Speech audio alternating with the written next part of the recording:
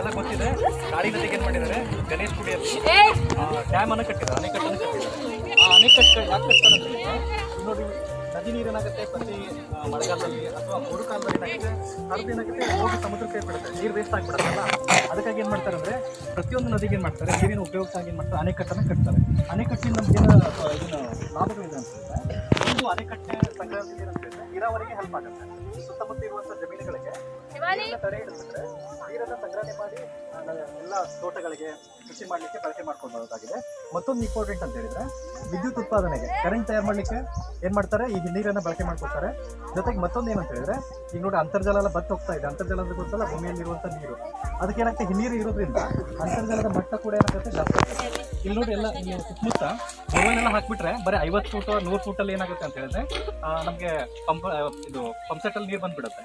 ಅದೇ ನಾವು ಬೇರೆ ಕಡೆ ಹೋದ್ರೆ ಸುಮಾರು 1000 ಅಡಿ ಅಥವಾ 2000 ಅಡಿ ಪಂಪ್ಸೆಟ್ ಅನ್ನು ಆಗಿಬೇಕಾಗುತ್ತೆ. ಆದ್ರೆ ಇಲ್ಲಿ ಏನಾಗುತ್ತೆ, ಬ್ಯಾಕ್ ವಾಟರ್ ಇರೋದ್ರಿಂದ ನೀರಿನ ಅಂಶ ಬಹಳಷ್ಟು ಇದೆ, ಅಂತರ್ಜಲ ಮಟ್ಟ ಜಾಸ್ತಿ ಇದೆ. ಹಾಗೂ ಇದೇನಾಗಿದೆ, ಒಂದು ಪ್ರವಾಸಿ ತಾಣ ಕೂಡ ಆಗಿದೆ. ಇಲ್ಲಿ ನೋಡಿ, ನೀವು ನೋಡಿರ್ಬೋದು, ಸಾಕಷ್ಟು ಜನ ಏನ್ ಮಾಡ್ತಾರೆ, ಪ್ರವಾಸಿಗರು ಬರ್ತಾರೆ. ನಮ್ಮ ದೇಶ ಅಷ್ಟೇ ಅಲ್ಲ, ಬೇರೆ ಕಡೆ ಬೇರೆ ವಿದೇಶದಿಂದ ಕೂಡ ಏನ್ ಮಾಡ್ತಾರೆ, ಈ ಬ್ಯಾಕ್ ವಾಟರ್ ಅನ್ನ ನೋಡ್ಲಿಕ್ಕೆ ಬರ್ತಾರೆ.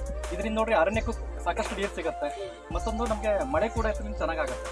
ಯಾಕಂತ ಹೇಳಿದ್ರೆ ಇಲ್ಲಿ ನೀರು ಇರೋದ್ರಿಂದ ಏನಾಗುತ್ತೆ, ನಿಮ್ಗೆ ಗೊತ್ತಿದೆ, ಜಲಚಕ್ರ ಏನಾಗುತ್ತೆ, ಸೂರ್ಯನ ಬಿಸಿಲಿಗೆ ಏನಾಗುತ್ತೆ, ಇಲ್ಲಿರುವಂಥ ನೀರೆಲ್ಲ ಕಾದು ಏನಾಗುತ್ತೆ, ಆವಿಯಾಗುತ್ತೆ. ಆವಿಯಾಗಿ ಏನಾಗುತ್ತೆ, ಮೋಡ ಆಗುತ್ತೆ. ಮೋಡಕ್ಕೆ ತಪ್ಪಿಸಿ ಏನಾಗುತ್ತೆ, ಮಳೆ ಆಗುತ್ತೆ. ಈ ರೀತಿಯಾಗಿ ನಮ್ಗೆ ಬಹಳಷ್ಟು ಅನುಕೂಲ ಇದೆ. ಅದರಿಂದ ಇವತ್ತು ನೀವು ಎಲ್ಲ ಬಂದಿದ್ದೀರಿ, ಎಲ್ಲ ನೋಡಿ. ಇದು ಕಾಳಿ ನದಿಯ ಹಿನ್ನೀರು ಅಂತ ಕರೀತಾರೆ. ಇಂಗ್ಲೀಷಲ್ಲಿ Kali back water. Back water ಅಂದ್ರೆ ಏನ್ ಮಾಡಿದಾರೆ ಅಂದ್ರೆ ಸಂಗ್ರಹಣೆ ಮಾಡಿ ಇಟ್ಟಿದ್ದಾರೆ ನೀರನ್ನ.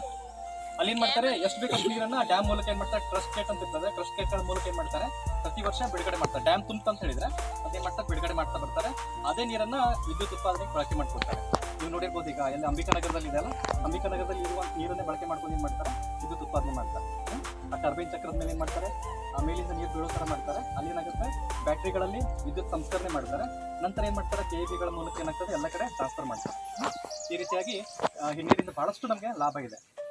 ಮತ್ತೇನಾದ್ರು ಪ್ರಶ್ನೆ ಇದೆನಾ ಅದ್ರ ಬಗ್ಗೆ? ಯಾವ ನದಿ ಕಟ್ಟಿದ್ದಾರೆ ಇದು? ಅದೇ ನಿಮ್ಮಂತೂ ಗೊತ್ತೇ ಇದೆ ಕಾಳಿ ನದಿ ಬಗ್ಗೆ ಹೇಳೋದು. ಸಮುದ್ರ ತೋರಿಸ್ಬೇಕು ನಿಮ್ಗೆ. ಏನ್ ತೋರಿಸ್ಬೇಕು?